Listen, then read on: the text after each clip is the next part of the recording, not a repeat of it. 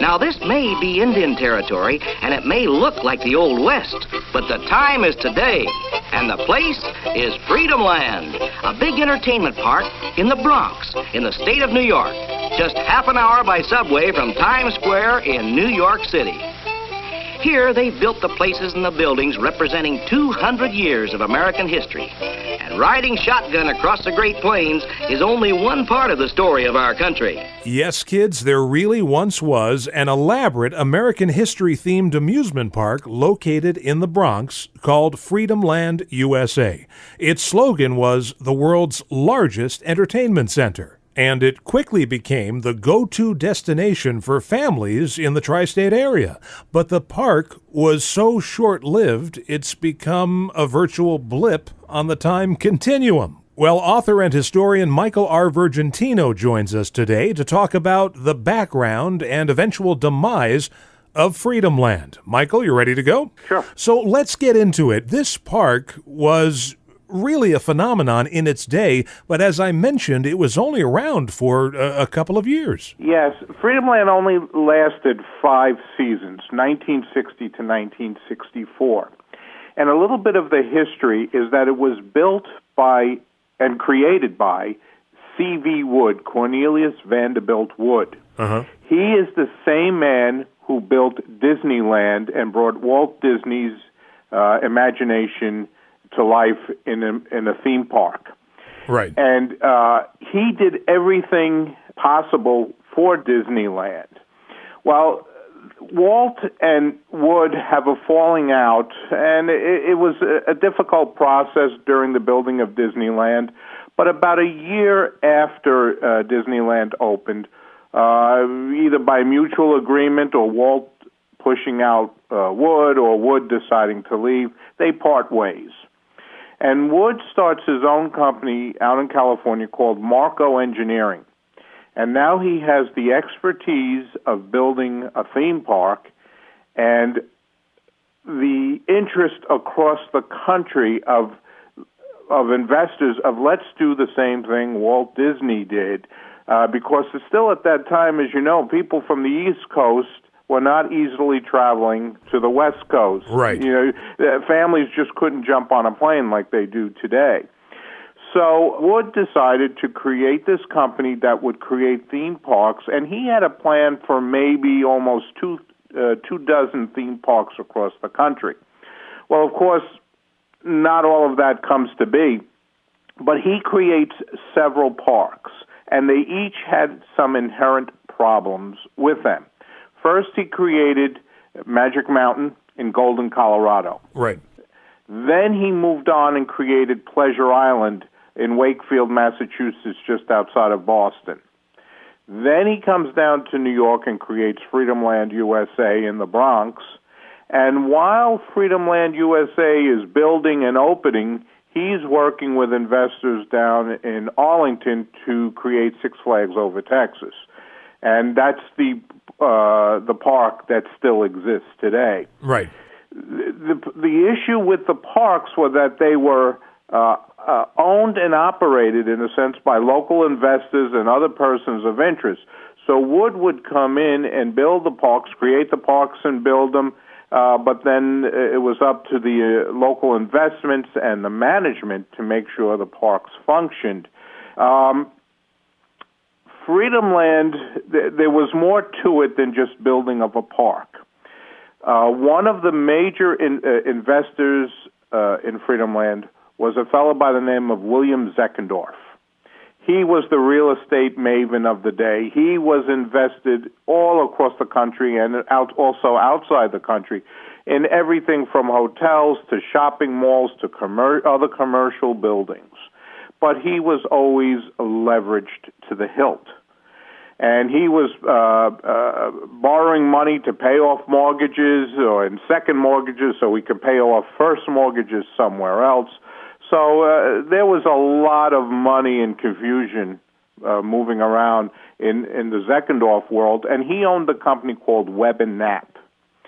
Webb & Knapp and Zeckendorf happened to own the property in the northeast Bronx where Freedomland was eventually situated. The city planners in New York City at the time already knew by 1960 that they were going to have urban decay in the South Bronx. Wow. And they, as early as the late 50s, had already planned to do something with this property that William Zeckendorf owned. It was 400 acres of marshland in the northeast Bronx. Well, in order to keep the people who were living in the South Bronx from fleeing the city, because once they fled the city would lose the tax base. Right. So to prevent them from going to the suburbs, they had to figure out a way to keep them in the city. There was no land available to build anything massive to keep all the people from the South Bronx from leaving the city. Well, there was this piece of land in the northeast Bronx, and they had plans for Co-op City as early as the late 1950s. And the problem was they couldn't build on it because it was marshland. You could not put up 25 and 30-story apartment buildings, which sit there now as part of Co-op City, which ends up being the largest cooperative apartment complex in the world, because the Army Corps of Engineers was afraid that the buildings would be damaged or would start to sink as the water rushed in and out of Eastchester Bay off of Long Island Sound. Right. So what the Army Corps of Engineers had said was, you have to put pilings, drive pilings into the ground, and every so often you have to check them to make sure there isn't shift with the incoming and outgoing tide. Well, the Army Corps of Engineers put anywhere between a 20 and 25-year moratorium on this that said, you have to check every few years, and we have to wait this long to get a true indication of how the land is shifting. Well, neither Zeckendorf and investors could wait that long. City planners knew that that was impossible because the South Bronx was going to start to decay if it hadn't already in the early 60s. Mayor Robert Wagner of New York City was up for re-election in 1962, and he had to create jobs, especially construction jobs, in order to get re-elected. So you had a lot of people honed in and interested in this property in the Bronx. Well, they decided, or they found a way for the Army Corps of Engineers to grant them a variance.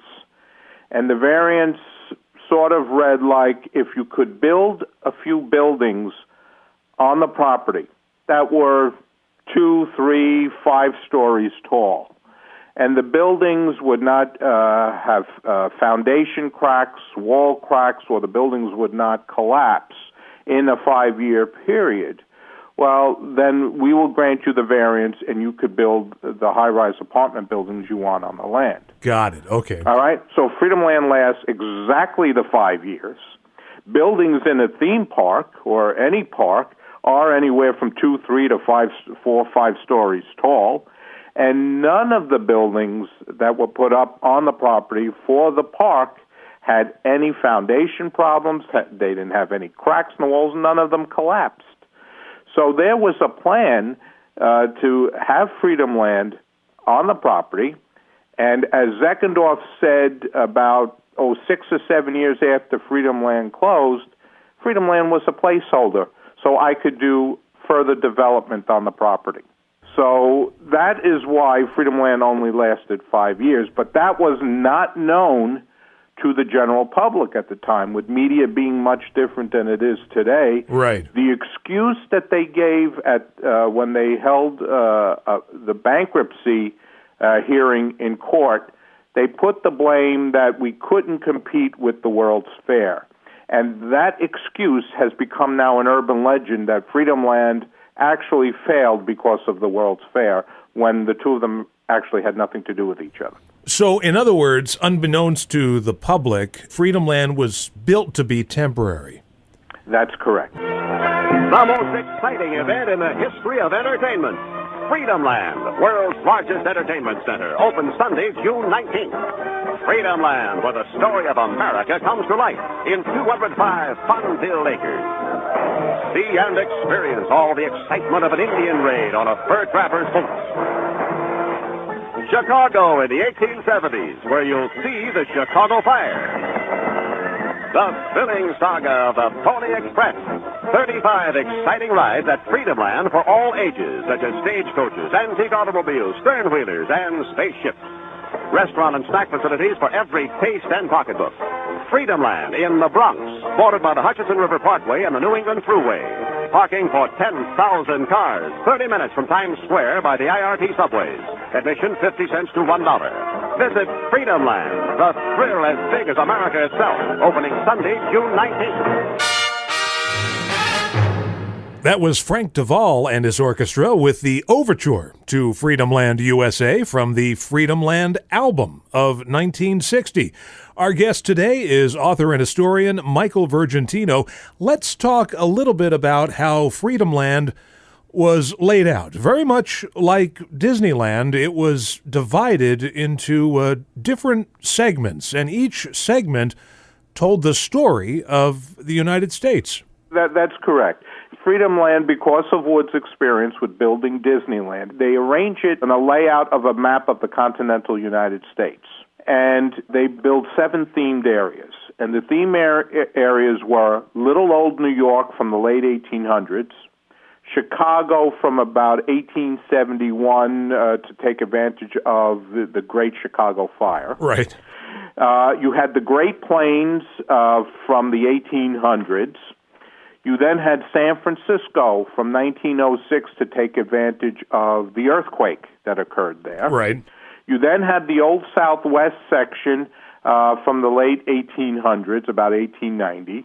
You then moved on to the South, which was Mardi Gras, New Orleans, because of the festiveness of New Orleans. They made that the key southern point of the park. Right. And then you moved over to the only contemporary or futuristic part of the park, which was known as Satellite City, which took advantage of the space race that was occurring just as that park was opening. Sure. So you had a recreation of like Cape Canaveral in that part of the park.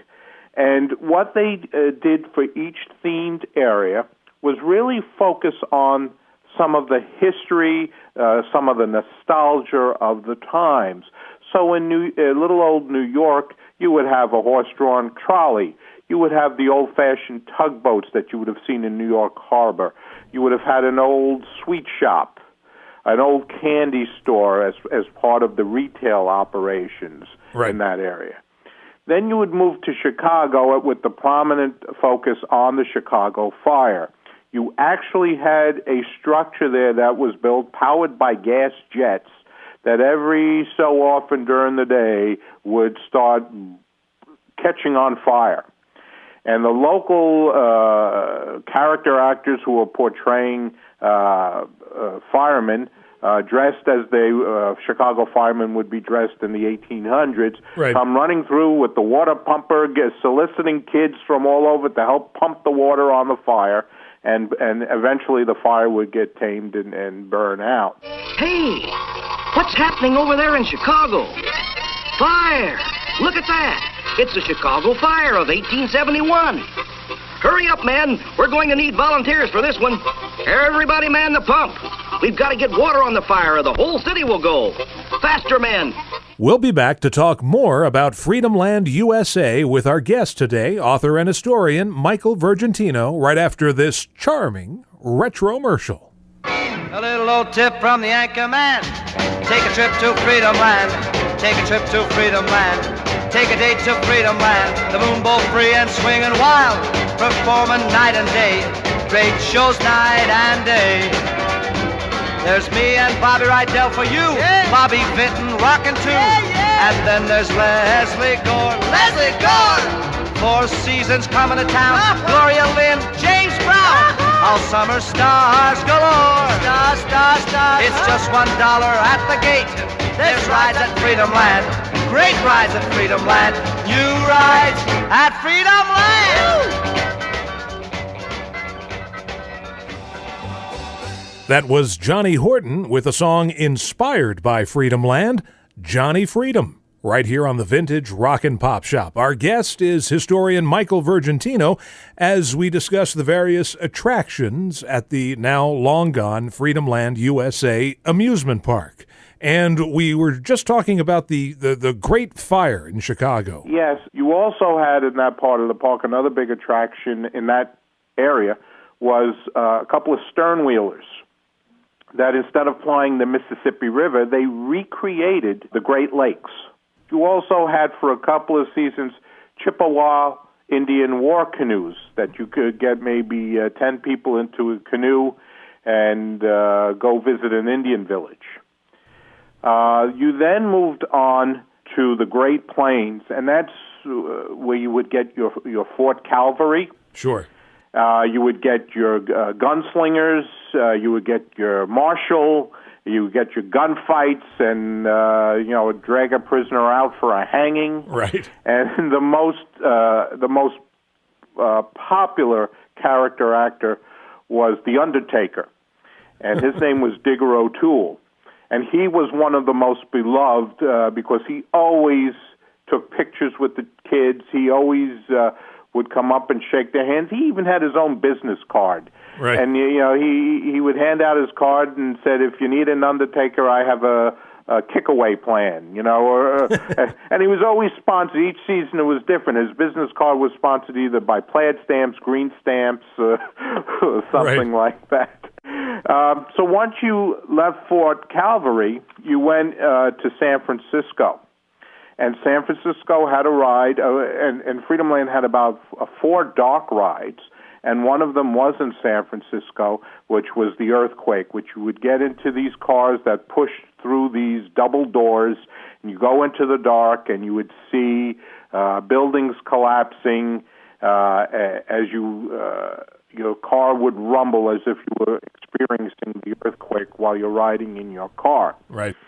San Francisco also had a Fisherman's Wharf area. It had a seal pool to go feed the seals. It had the Barbary Coast. It also had one of the early editions of the Chungking restaurants was there down there in San Francisco. And then you moved from there to the Old Southwest, and you would in the Southwest you would get a burro ride over the Rocky Mountains, and literally in the Bronx they built mountains. They brought in huge boulders and kind of recreated a miniature version of the Rocky Mountains. Right.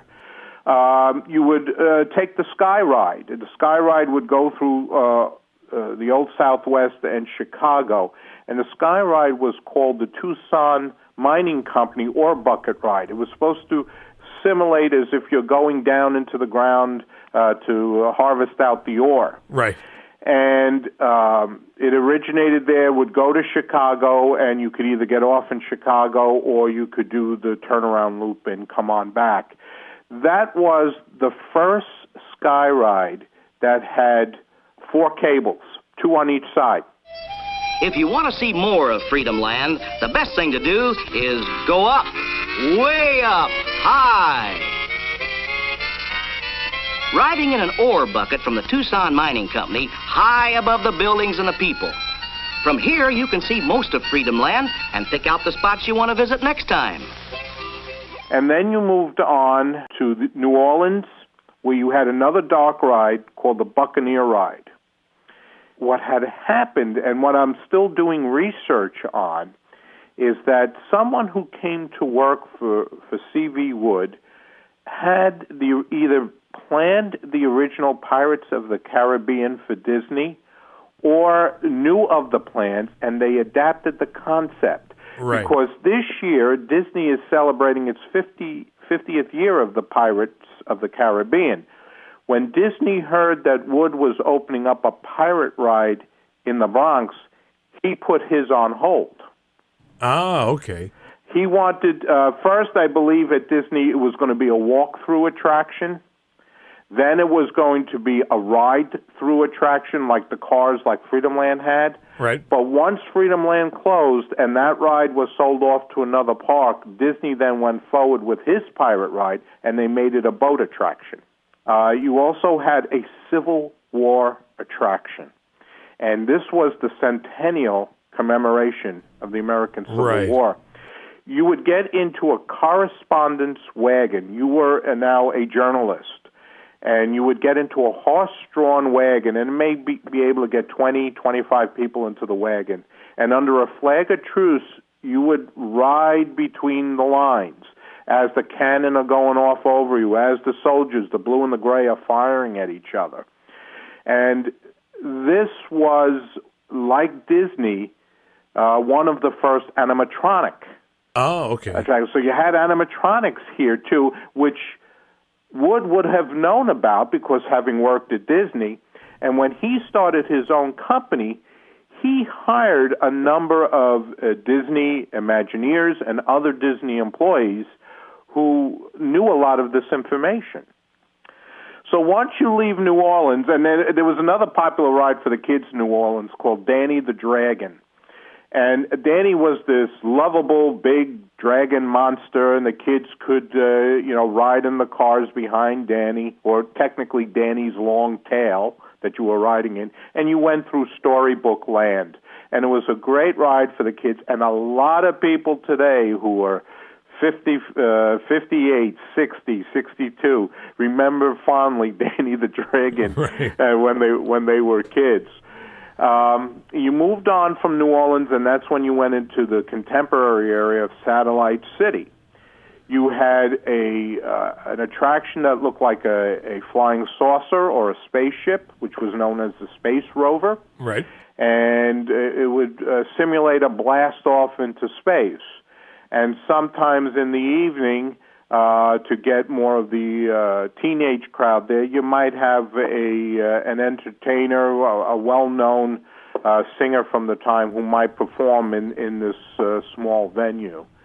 And then once you left Satellite City, you came back to little old New York, and New York was the exit and entrance point of the park that would take you to and from the parking lot.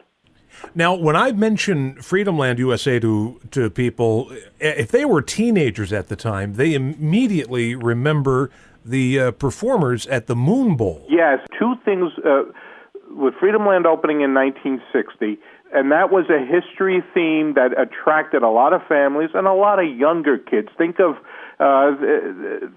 you were a kid at the time, all the westerns that were on television, yep. Daniel Boone. So that kind of flavor interested a lot of the kids at the time. But they realized after the first season they needed to get other ages coming back to the park. And as well as the parents of those kids or the teenagers of the time.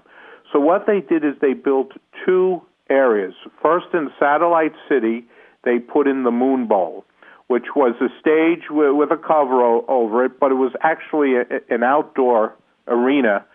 And they created a huge dance floor that supposedly was the world's largest outdoor dance floor. Mm-hmm. And then over in the San Francisco area, they created another outdoor arena called the Hollywood Bowl. The Hollywood Bowl would have attractions such as horse shows. They would have chariot races, different things from different parts of history. Right. But they would also have a mini circus there. You would have elephants there. But also some of the performers, popular performers, would perform some at the Moon Bowl, some performed at the Hollywood Arena. Anyone would know their names as soon as you throw them out. Some of them I'll share with you. Sure. It included Paul Anka, who was there countless times. Right.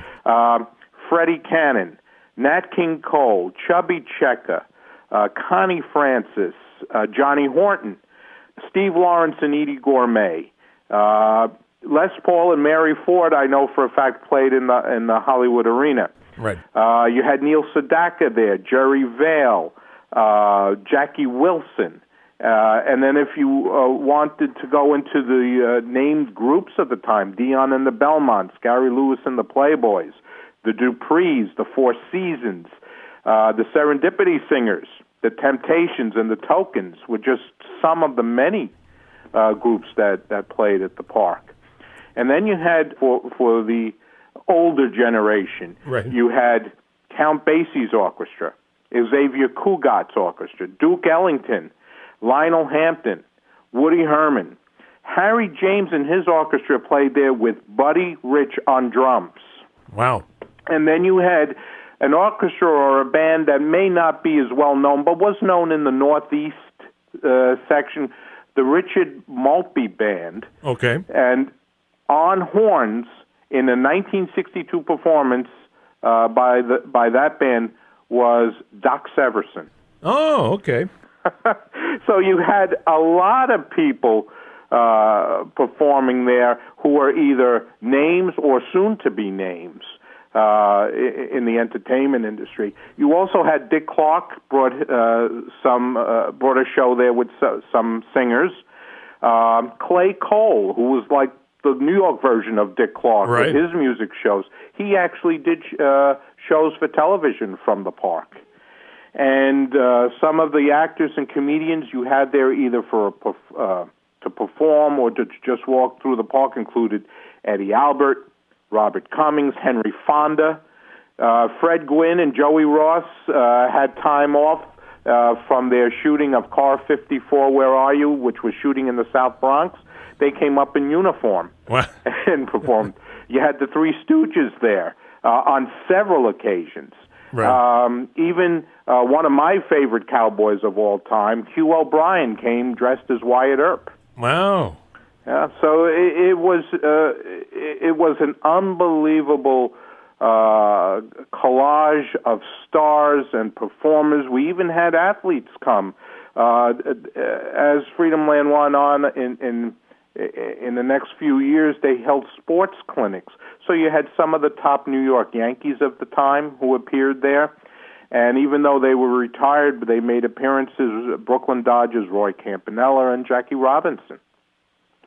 Let me ask you about the park closing, because as soon as it takes off, as soon as it becomes a ritual for families to come every summer, it's gone.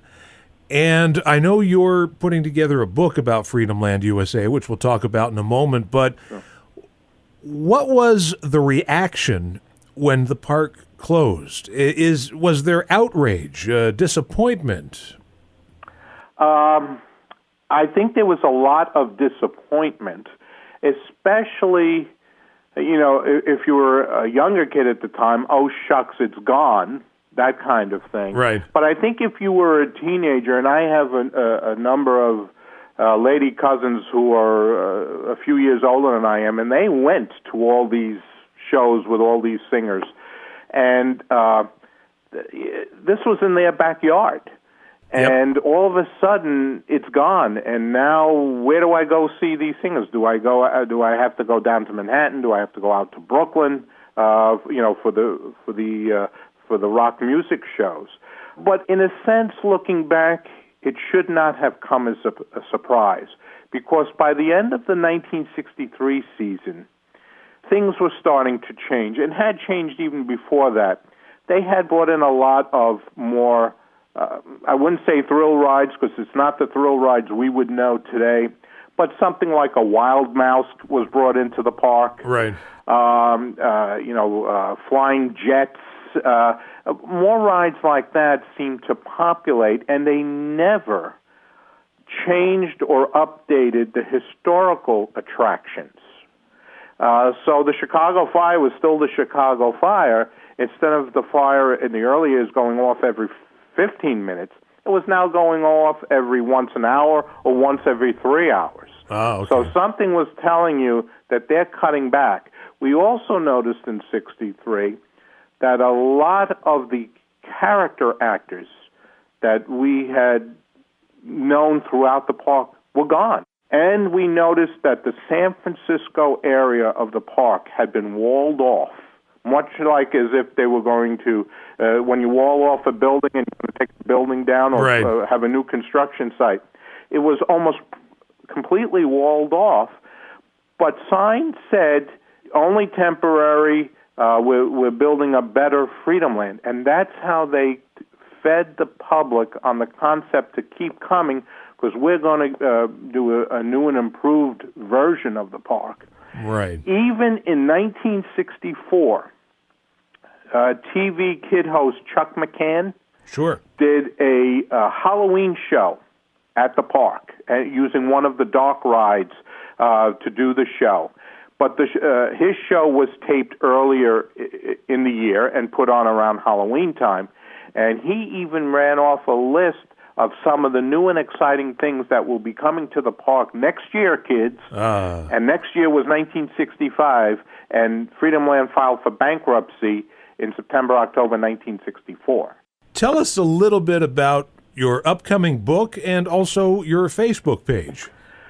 Well, the Facebook page started as a labor of love, as well as to get the true information of Freedomland out there to the public. I started about 6 or 7 years ago, and there have been things on various websites, here and there about Freedomland, about the dark rides and certain attractions.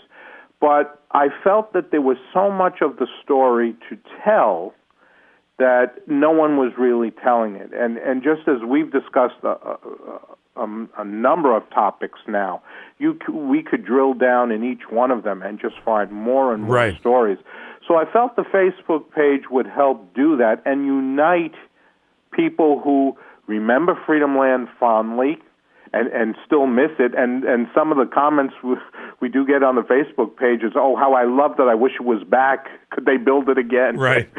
And but it was also as I learned more about why Freedomland closed and why it really didn't have to close in a sense, and I'll mention why in a minute. Right. But it is to tell the true story, because a lot of people have grown up still guessing, well, why did it close?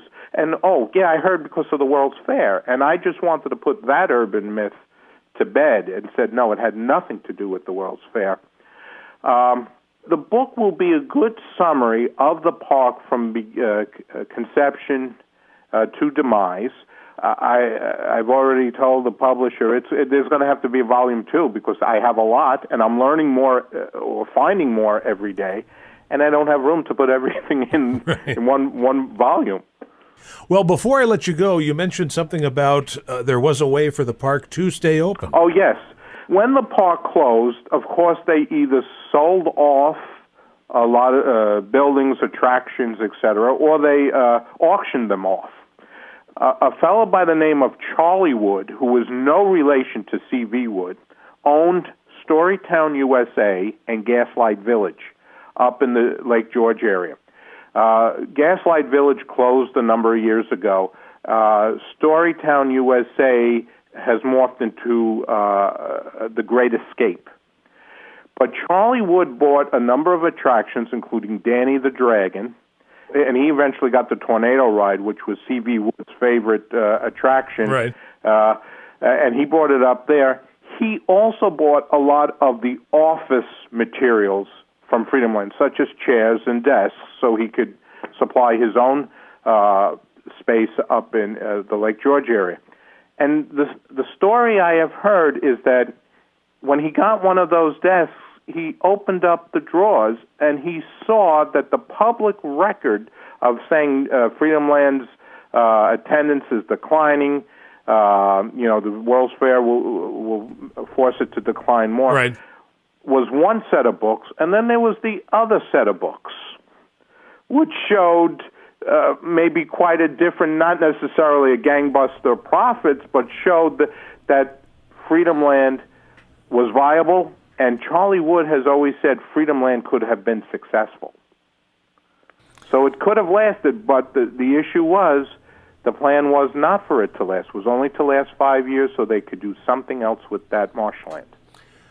Well, Mike, it's a fascinating story, and it's one I think we all look forward to reading about. And in the meantime, we can keep up with what you're doing on the Facebook page, Freedomland USA on Facebook. Yes, thank you very much. We're gaining more visitors and likes every day.